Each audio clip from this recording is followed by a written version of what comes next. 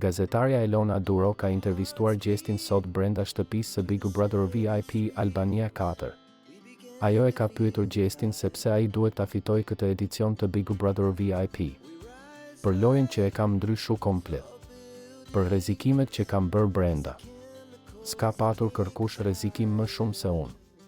Për ngjarjet që kam patur brenda, që më kanë ndodhur mua nuk i kanë ndodhur asnjë banori. Dinamikat e forta që i kam patur. Kam patur edhe momente shumë humoristike.